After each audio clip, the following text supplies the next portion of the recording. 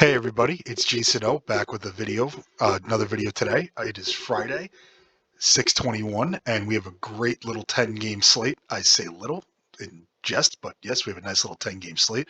What I want to cover today is the slate, some of the things I'm seeing, and also wanted to bring a tool to you guys that you can add to your repertoire that's free. I know a lot of people that have been playing MLB DFS for a long time know about it, but regardless, I figured I'd share. It's been very helpful for me. So first things first, starting with the weather tonight. So it looks like based on weather, we do have some concern in the Bronx with the Yankees and in Colorado. I'm 45 minutes east of the stadium, of Yankee Stadium. It's supposed to torrentially downpour here. I don't know what it's going to be like, over there, but usually when we see the rain there, I see it here too. So I'm just going to leave it at that. And also Colorado looks like we're supposed to be seeing something. Let's leave it to Ike. He's been really on the money with picking out those spots. So please defer to Ike. All right, starting with the matchup tables. This is the first place we go every single slate. Want to just see who's in a really good spot. I have my handy dandy notes here for you to take a look at. So first matchup, the best matchups, you have LAD, which makes a lot of sense. Obviously coming out of Colorado, people talk about that there's some hangover when they leave Colorado, these teams, and go elsewhere. I don't really buy it. Look, they're playing in LA. It's good weather. And you'll see later when we're diving into pitching, it's a pretty good matchup. But the Dodgers have everything you want on this table from a trending standpoint. I wouldn't be surprised if when we look at the A+ runs, they're at the top. The Mets not on the slate. You have Minnesota again, the darling of the sheets, who they've been pretty controversial as of late. You have Washington. You have Baltimore, Boston, and Boston's trending for A+ run looks pretty ridiculous, actually. I can't wait to look into that. You have the New York Yankees. You got Cleveland,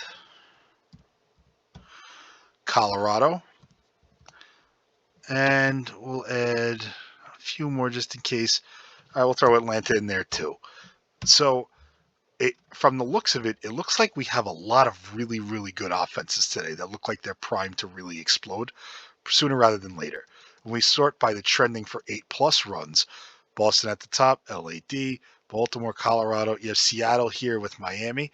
We know Miami's kind of a sieve with their bullpen, so we'll keep them in. Cleveland, New York, yeah, same teams. Now, when we look at the matchup for A+ trends, meaning the matchup itself, how is that trending towards giving up fantasy points? Yeah, LAD at the top again. Atlanta, Washington, Seattle. So, we're seeing a lot of consistency here with these teams. Last but not least, and this is what's very controversial, the R2 to op season. This metric, for anybody that doesn't know, is fully depending is showing how much a team is depending upon bad pitching in order to access their fantasy point ceiling. The higher number means that you're more dependent upon bad pitching to get there. A lower number or even a negative number means it doesn't matter what the quality of pitchers they're facing, you could still produce fantasy points. So I look right here, Minnesota, Oakland. Yeah, Minnesota is by far the the most dependent upon poor pitching in order to perform. So when you look tonight here at which teams really need bad pitching, Atlanta, which we all know, the Angels, even on the slate, you have Oakland, but you don't want to really play Oakland tonight. Paddock does look a little interesting in the research sheets of maybe you want to attack him. I just don't know if tonight's the spot. Houston against Baltimore, Grayson Rodriguez on the mound. You probably don't want to do that. And Cincinnati, which Cincinnati's going to carry some ownership. They're going up against Boston today. I know it's Tanner Houck. He's actually pretty good. So we'll see if maybe we can gain some leverage there at pitcher. But when I sort this from least to greatest, you see Milwaukee, who's on the slate against San Diego, but they're not trending great. The Rangers against Texas, not trending great. And then look at this, Baltimore against Houston. That's pretty crazy because Houston's playing a rookie who's making his Double-A debut, probably a spot we want to attack. So we definitely want to look into Baltimore deeply. We have the Yankees. I know they're going against Sale, but maybe he has some home run regression and those righties are going to make him pay. Colorado, who's been doing really well this year, over expectation, I'd say. They're not a great offense, but they've been better than people think. And they're getting that rookie Hers, who's making his debut, Colorado. And then also Washington, the other side of that. okay trending, very good matchup, and the matchup is trying to give up a lot of fantasy points. So right now, just like off the rip, when I'm looking at this based on everything I saw, LAD was in every single column here, at the top besides this one. Washington, Baltimore, and we'll go Colorado. Anybody else down here? Yeah, we'll do Boston too, just because. So now let's go through and find out more about the people on the slate tonight. So I took the liberty of sorting every single team on the slate in the, at once here. And when you look at the bullpens, yeah, Colorado, terrible. Toronto, terrible. Kansas City, terrible. They're getting putting so many guys on base. Their ratios are bad, meaning they're not striking people out. They're putting the bat on the ball a lot, and their expected slugging is also horrendous. This is kind of crazy. Colorado, Kansas City, Toronto, and Washington. Look at the expected batting averages they're supposed to be giving up. So when you look at these could be also places you want to look at to attack. If you can get past the pitcher, it can really get into something crazy. When you look at the walks, and look at the weighting on base average. Colorado, weighted on base average. LAA, and weirdly enough, the Yankees are on here. That's a little interesting. So if you think Rodon gets hit hard today, their bullpen may be regressing a little bit. But let's take a look and keep going. So first things first, as you all know, I sort this from hand in this because I just want to see what everybody's giving up. So when I sort this by expected slugging, Chris Paddock way up at the top, expected slugging, followed by Estes in that game. Minnesota's got some power lefties. That's probably pretty good. Brady Singer here, really not good. Little drop off after that to Cutter Crawford. My apologies. I know I said Tanner Houck before. It's Cutter Crawford. Carlos Carrasco, Colin Rea, Andrew Abbott, and Dakota Hudson, who we know obviously sucks.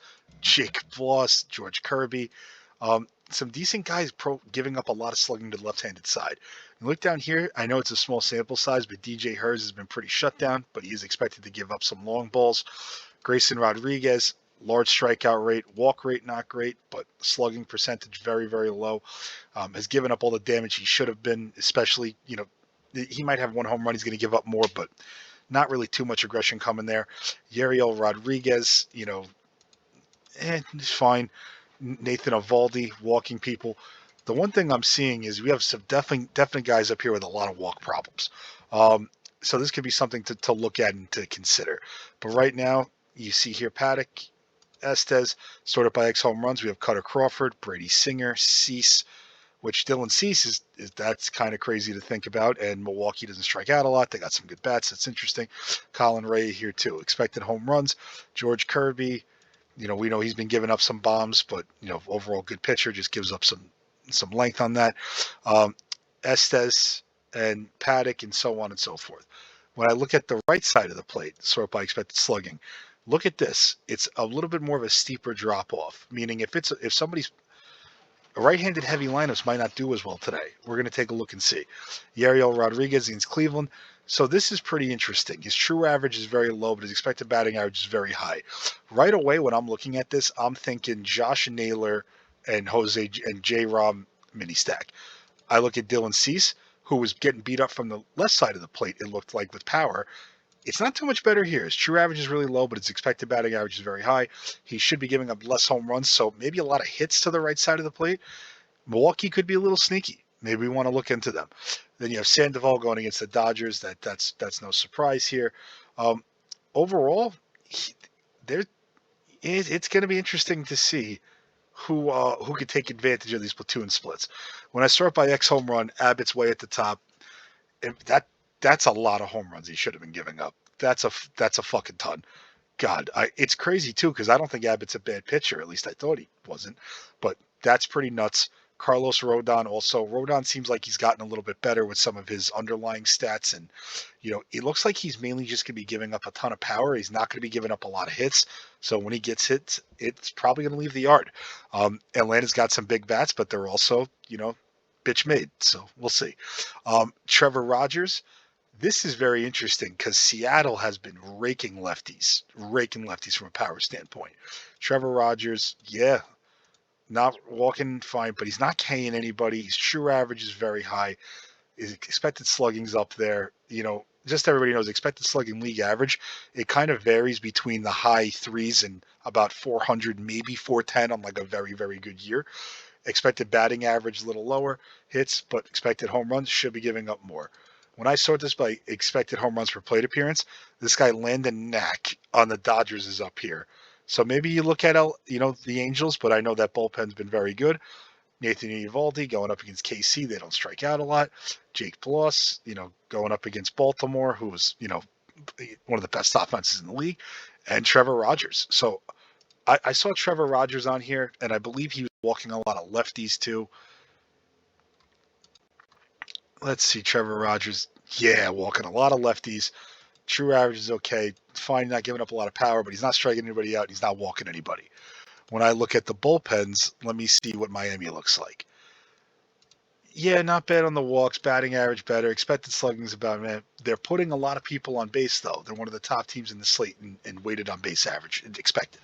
So I'm going to hit Seattle to my own, my own notes here to look at. So now before I dive into hitters, oh, fuck James. Damn it. I had this all sorted. Okay. So one thing I've been doing in the hitters sheets for research is when I'm looking at these, I always look at individual hitters on teams because I want to stack the guys that have the highest expected slugging or the expected home run per plate appearance, the event per plate appearance, whatever you want to call it. But I also have looked at current team stats, and this has helped me decipher if I really want to pitch against somebody or if I want to take bats against them. So first, I sort by K percentage. Chris Paddock seems like he's in a really good strikeout matchup with the projected lineup for Oakland. Cutter Crawford against Cincinnati. DJ Hurts against Colorado. No surprise there. Andrew Abbott against Boston.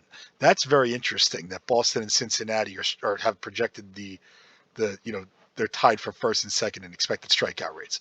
When I sort by expected batting average, actually, let me go back to K's with the lowest.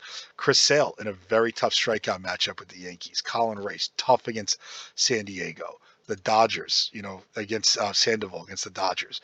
Estes against Minnesota. So they're not striking people out, and they don't really. It's going to be tough. It's going to be tough. Do I think guys like Chris Sale have a ceiling? Absolutely. But should you tread carefully? Absolutely. When I look at the expected batting average of the Mets, that's fucking crazy against Shota. But look at this. The Dodgers have an expected batting average of 310 as a team and expected slugging of 590. They have to have the highest X home run per plate appearance of the slate. Yep. And they're second in the event for PA. The Dodgers should 110%. They could be at a 5% score on the scoring percentages tab. You should absolutely consider the Dodgers tonight. Seattle, yeah, just like we said, they're raking lefties against Trevor Rogers, who's given up some power. They strike out a lot, but feast or famine. And also, his true average is very high. He actually has the highest true average on the slate. Seattle might be that team that we unlock that we didn't really see before. And as you see here, you're splitting hairs between Atlanta, Baltimore, Minnesota. So you got some teams that you can really target here. So I'm going to set this back to players. We'll take a look at the stack finder. I ran it before, but I'm going to run it up with updated sheets. Probably going to get Dodgers again. Yep, Dodgers, Angels, 1 Yankees, 2 Marlins. Okay, so yeah, Dodgers are a pretty good starting point. When I'm looking at pitching today, this is a very unique slate where I think you're going to see ownership in some weird places that if there wasn't a core slate, you probably wouldn't see. So here, Rodon, if that's correct, Rodon is over the chalk against the Braves. Just fucking fire up Atlanta. Don't even think about it. Just play him. Dylan Cease, very high owned today in a tougher matchup. Not a great median projection there for his salary. Ceiling's nice, but not great. Chris Sale too. Chris Sale to me is just almost unplayable today, especially when you look at his median and his ceiling. Don't love that. And then followed by Kirby, Hers, who obviously these two are projected very well. Chris Paddock, and then also Nathan Eovaldi, Grayson Rodriguez, and then down here, do we have any values? Yeah, Yariel Rodriguez is looking like a value that you could play at no ownership. Weirdly enough, Carrasco. I know you don't want to roll the dice there, but I'm just saying it. And Hudson has a projection of a value, but I don't want to play Hudson against a team that doesn't strike out a lot in the best hitting environment in baseball. I don't want to do that. So now I'm going to just sort this by median quick. Trevor Rogers has the lowest projection here for fantasy point production, followed by the rookie from Houston, Landon Knack, Dakota Hudson. This should lead you to believe already that there's some inkling to the fantasy performance that they can give up. When I sort by the 2x, because I use this to find value, Hers, Rodriguez, Hudson, Cutter Crawford. Cutter Crawford looks pretty fucking sick today, and especially at 10% ownership. Well, let me go take a look at Cincinnati real quick in the hitter sheets.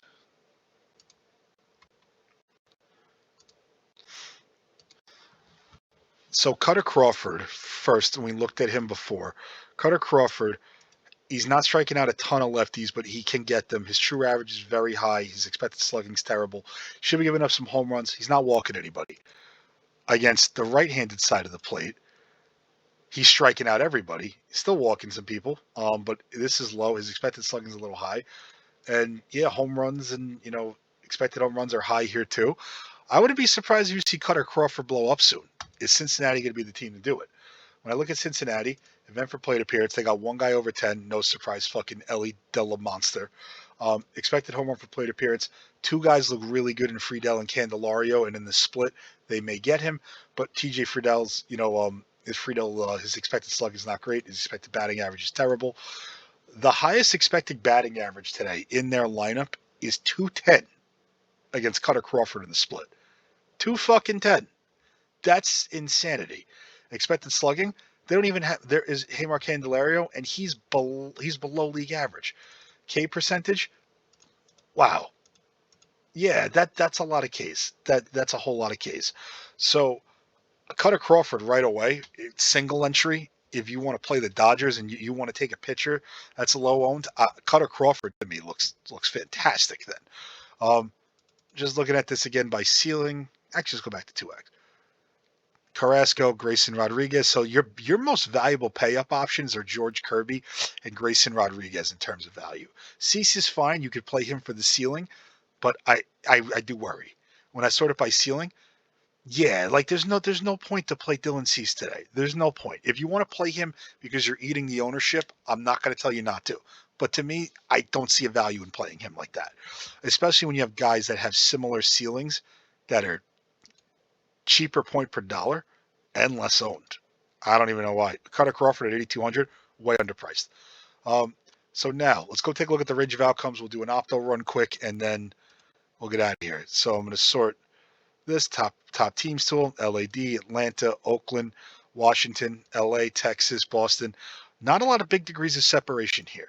When I go and look at the scoring percentages tab, okay, LAD, LA, that's very interesting. This guy Landon Knack must be a fucking bum then.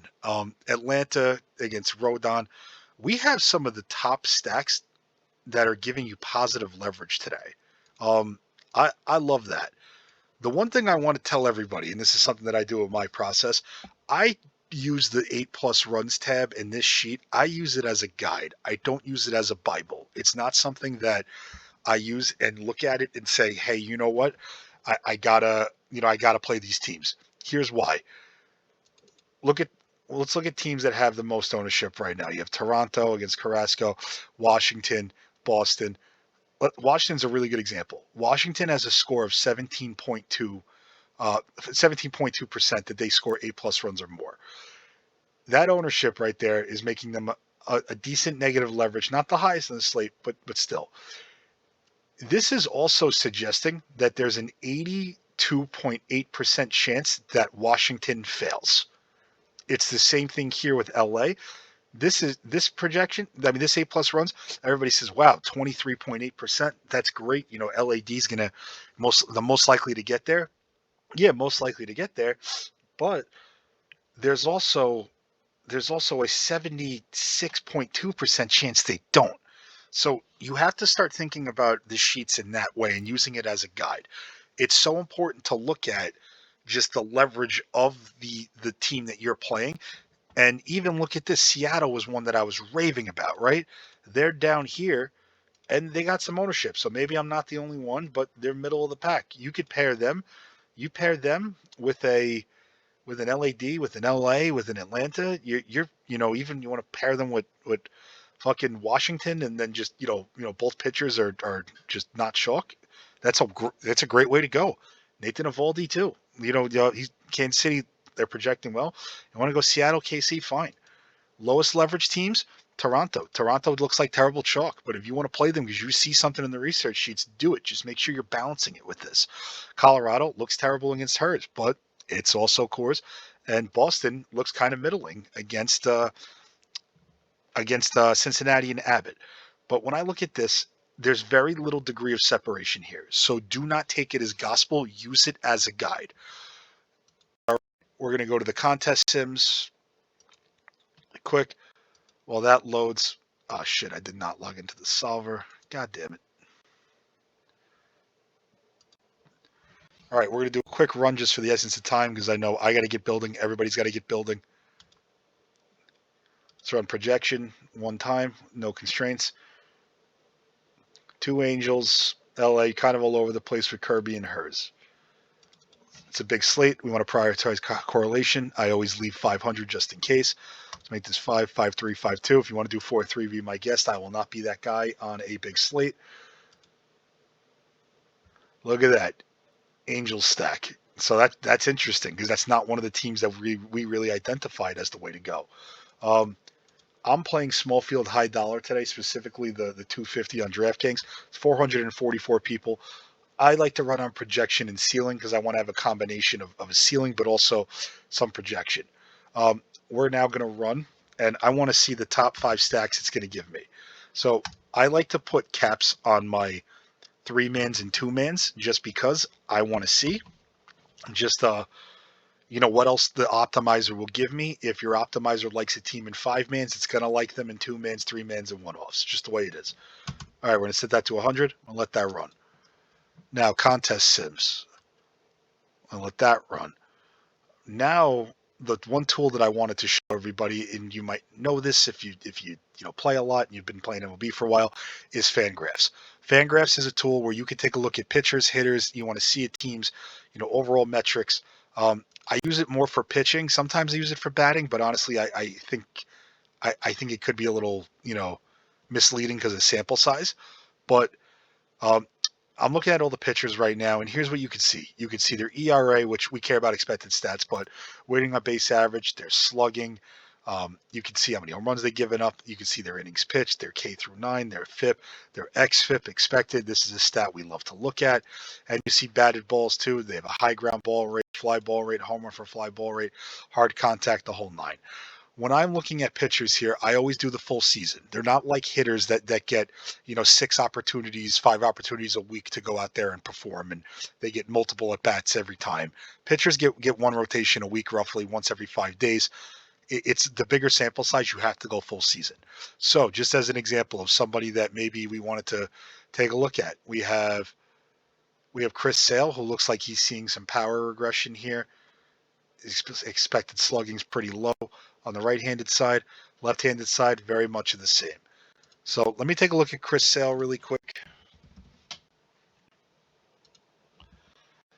Is there anybody else we want to take a look at that we're curious about? Maybe we want to take a look at Dylan Cease. He seems like he's got some power numbers that are a little concerning. We want to take a look at Trevor Rogers, because as you all can tell, I do like Seattle a lot tonight. I'll do Sandoval because I just want to see maybe if he has some underlying regression that gets you off, the Dodgers. Probably doesn't, but you could definitely see. Paddock, yeah, let's take a look at Paddock because he looks like he's going to give up some shit. And just for the example, we'll do Paddock. All right, we're going to update these. Hit update. All right, so looking at all these 5 in a vacuum, you have all their games here, weighted on base average. So what they've been giving up, not what they're expected. Trevor Rogers, the worst of the 5. The slugging's the worst of the 5. Paddock's not too far behind him, though, and Paddock looks like he's going to blow up soon. His ERA's not great, but some team's going to get him.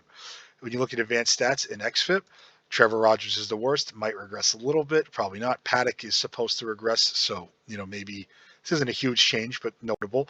Sandoval's about to, be the same guy, Cease is the same guy, and Sale's the same guy. When I then go look at it in splits, let's look versus the right-handed side of the plate.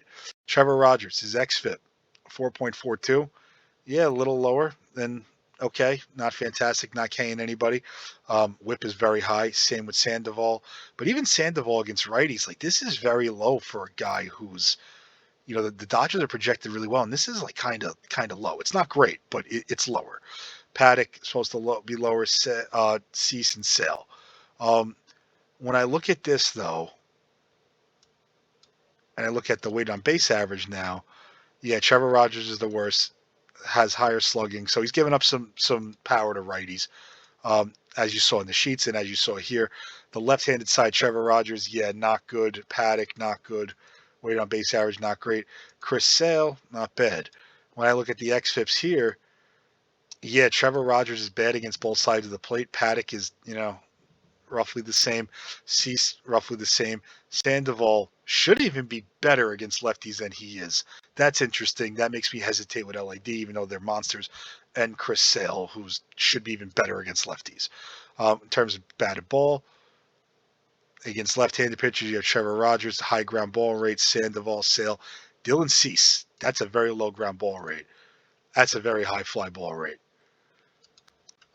I would maybe go look into Milwaukee today if, let's see the right-handed side, but Dylan Cease, highest fly ball rate, low ground ball rate. Home run for fly ball rate is very high. Paddock, high ground ball rate. Chris Sale, Trevor Rogers. So now I'm starting to see that even though I like Seattle, that's a very high ground ball rate, and maybe I don't want to mess with that too much. We'll see. We'll see. But without any parameters, Chris Sale, highest ground ball rate of these five. Dylan Cease, the lowest fly ball rate. It I got to look at Milwaukee now from a power standpoint. I got to see, their home runs in this matchup. Okay, Willie Adames is probably hitting a home run today. William Contreras looks good. Yelich looks good. Ortiz, middling. They have a few guys here. I think if you want to take some one-offs off against Cease today, I think it's very, very live. Let's look at the Sims now. Small field, high dollar, DJ Hers, George Kirby, Cease, Rodriguez, Sale. You get the lowest edge from playing Carlos Rodon. He's chalk. You get the highest edge from playing Hers and Kirby. So in small field, you probably want to start. You probably want to pick one high dollar, one low dollar. It's what I'm thinking. Um, I like seeing Cutter Crawford here too. I think he's a good mid-range option, and he's not showing up a lot. Again, team exposures, no shock to Dodgers, Washington, Boston, Texas, and then there's some Toronto, there's some Seattle, just like I kind of, been saying I'm kind of higher on them. Cincinnati, Colorado, Minnesota. In small field, you definitely want to pick either a mid-range and a low end pitcher or a low end pitcher and somebody in the 9K range. And you want to go grab some Dodgers, some Washington, some Boston, and Texas. So I think in small field, a really viable way to go today is you start with Cutter Crawford, very low-owned pitcher today.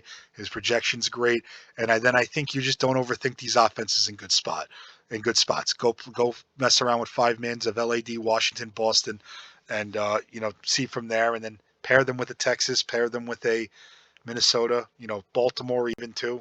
I get they're probably expensive. That's probably why they're not showing up. And in our run, yep, you have a lot of Angels here. So surprised the Angels don't show up there. It's probably more of a large field play.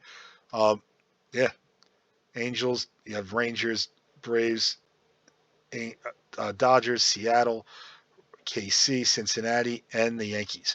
All right, that's going to do it for the video. Thank you all so much, and best of luck.